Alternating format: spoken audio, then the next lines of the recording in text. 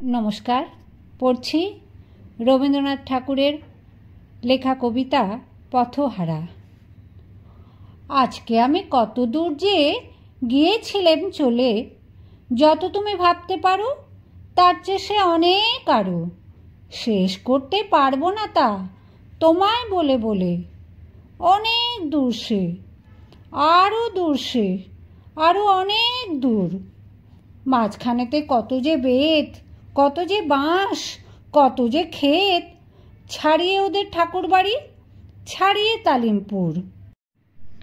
পেরিয়ে গেলেম যেতে যেতে 7 কুশি সব গ্রাম। ধানের গোলা গুনবো কত, জোরদারদের গোলার মতো। সেখানে যে মোড়ল কারা, জানি নে তার নাম। একে একে মাঠ পেরুলুম, কত মাঠের পরে। তারপরে উফ বলি মা শোন, সামনে এলো প্রকাণ্ড বন। ভেতরে তার ঢুকতে গেলে গা ছমছম করে। জামতলাতে বুড়ি ছিল, বললে খবরদার।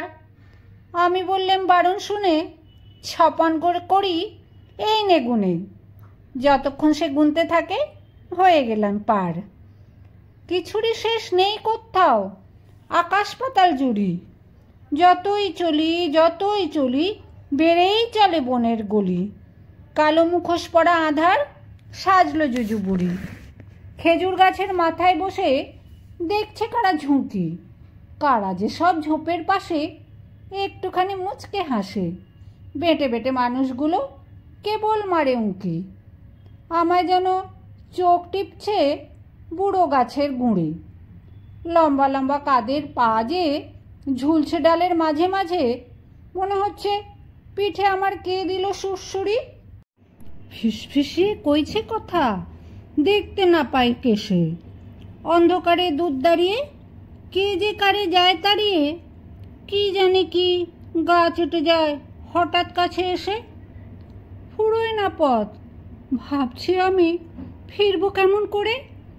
সামনে দেখি কিসের ছায়া, ডেকে বলি শেয়াল ভায়া, মায়ের গায়ের পত্তরা কেউ দেখিয়ে দে না মোরে।